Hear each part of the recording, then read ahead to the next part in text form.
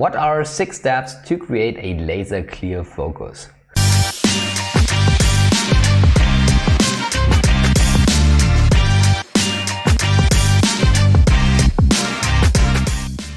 Hi everyone, my name is Johannes and welcome to this channel. Welcome to Mastering Consulting. On this channel I share my own learnings and experiences from my own current journey management consulting to help you to become successful in consulting and also living a balanced life.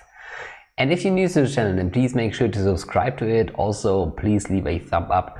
This will help you that you don't miss any new video here coming out on this channel. And today we talk about an important mindset topic.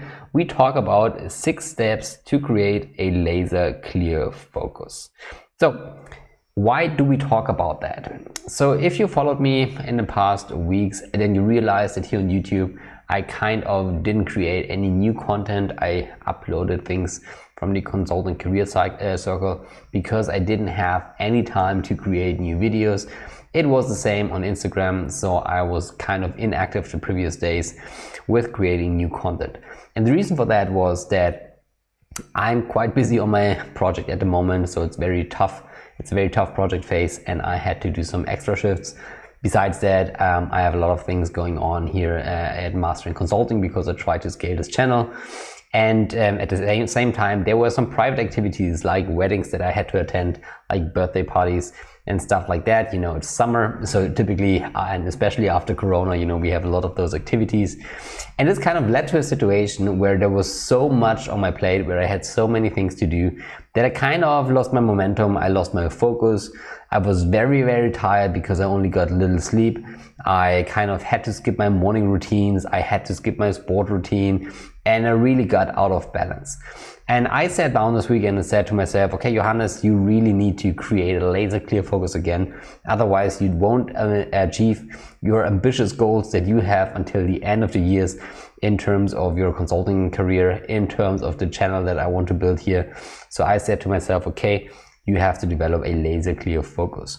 Fortunately, I was in such situations before. So for example, when I prepared for my consulting career, when I was studying, I also created a very, very strong focus on achieving the right grades, for example, on getting the right practical experiences, on learning the skills that I would need to get into consulting. And it was the same in the first 2 years, I would say, of my consulting career, where I really got promoted very quickly because I had such a focus on that. So the steps that I want to talk about and that I applied in the previous stages and that I also apply now are from one of my mentors. And this mentor said that there are 6 steps of creating a laser clear focus, and those are the 6 steps that I want to share with you today. So step number 1 to create a laser clear focus is that you have a clear vision and a clear goal. Because you see, if you don't have a clear goal, if you don't have a clear vision, then you are like a ship on the open sea that doesn't know where to go. And this ship just, you know, drifts around in the open sea with no direction. And it's the same, you know, with your life. So if you don't have clear goals, if you don't write those goals down, then it becomes very, very difficult to achieve something because you don't set a clear direction for yourself. And what I can recommend to you is that you sit down, take some time to reflect, think about, okay, what kind of goals do you want to achieve, and really write it down. Also try to visualize it, okay? Try to think about, okay, what does it feel like if I achieve that goal? And one test that you can do to test if this is a good goal and a good vision is to test if you imagine it, if you try to visualize your goal, does that create strong emotions within you?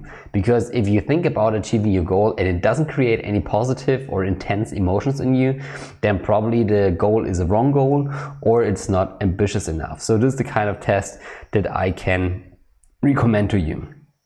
For example, if you want to get into consulting, then really write it down, try to imagine what it feels like to be a consultant, to, you know, get the job offer, to achieve your goal. Really try to visualize it and see if this creates emotions. It's the same, you know, if we talk about a promotion. So think about, okay, if you get promoted maybe in consulting or achieve your career goal, what does that create?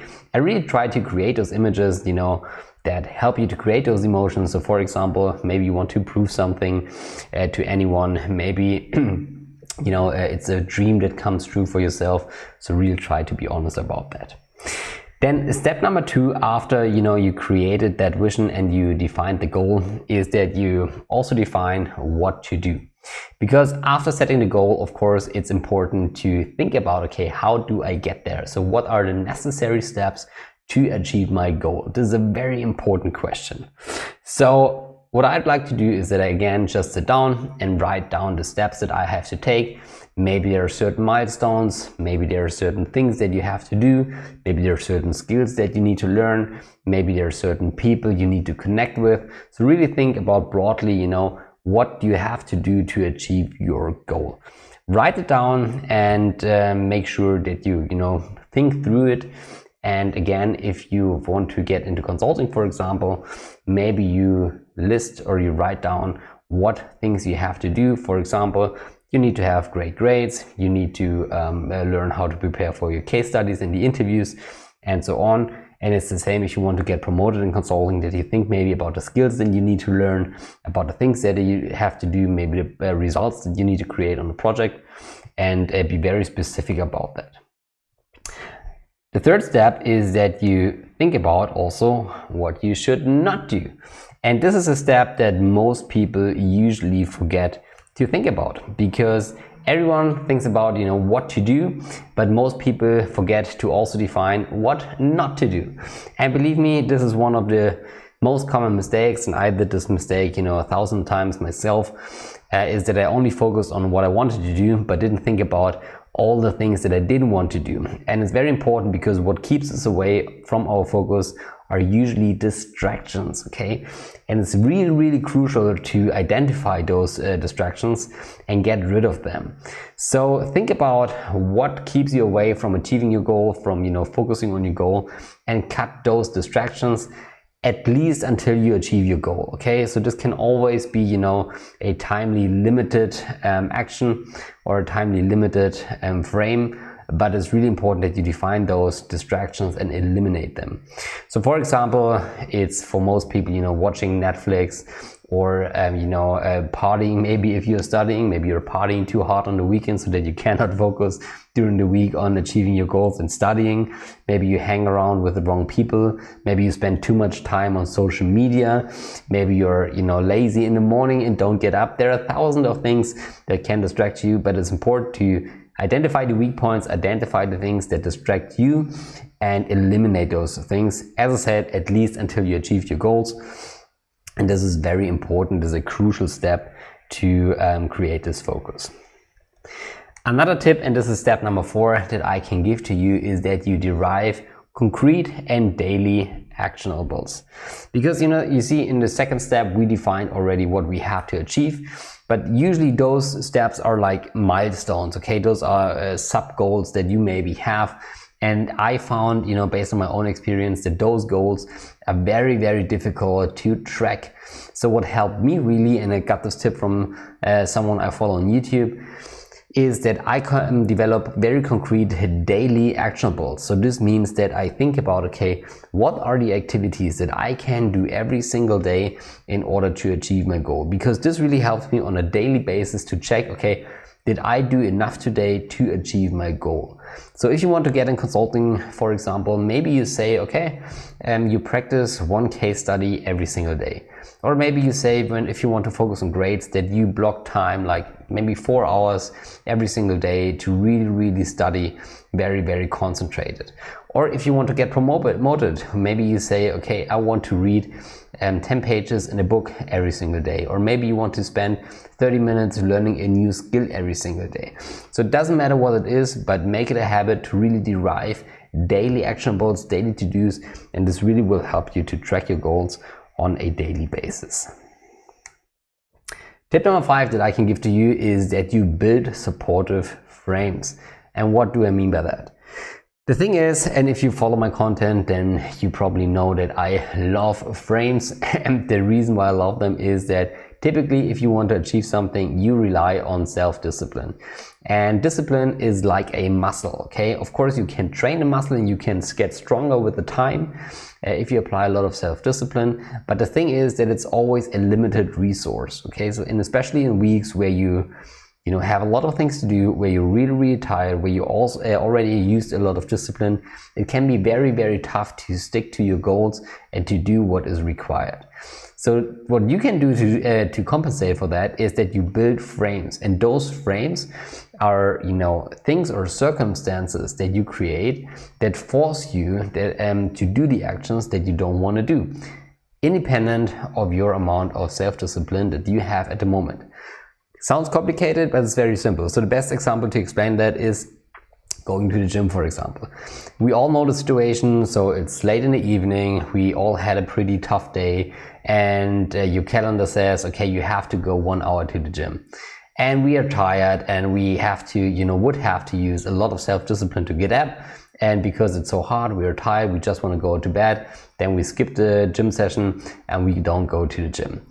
Well, one trick that you can apply is that you create a frame. So for example, one frame is that you have a training buddy. And this means that you have a person where you always say, okay, next week we go to the gym together. Because the hurdle, the barrier to kind of letting this person down and not going to the gym is much higher than it is if you don't have a training partner. And this is, for example, a very good frame that you can use for everything in your life, to stop relying on self-discipline and starting, using those kind of frames. And what you can do, for example, and what I also like to do on a daily basis for each of my goals, to be honest, is to create those frames. So I think about, okay, what can I create to force myself to do the actions that I maybe don't want to do? One thing that I used in the past was that I made very strong commitments to my friends. I also use kind of bets, so I sometimes set a goal and bet on myself, so that I go to a friend and say, okay, if I don't achieve this goal in 3 months, then I pay you a certain amount of money. Sounds crazy, but it's really powerful.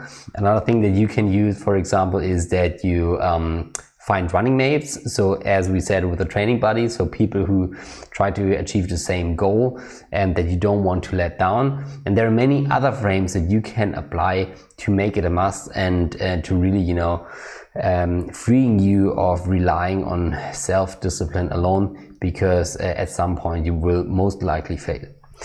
And last but not least, this last tip that I can give to you is that you also plan enough breaks.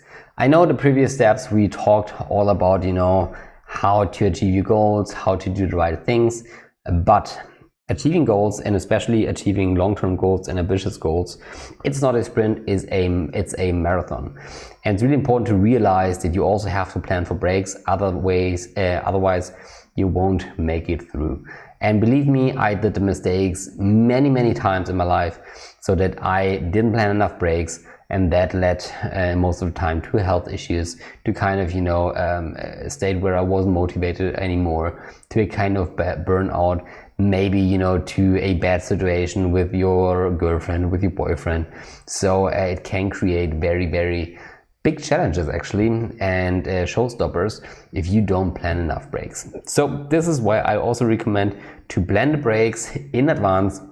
What I usually do is that I say, okay, I work 6 days a week and I take 1 day off, and this is kind of a cheat day. So in this day I can sleep as long as I want, I can eat what I want, I can drink what I want, and I can do what I want, okay? And this really helps me to stay focused the other days, because I know, okay, there's 1 day where I can really chill and relax.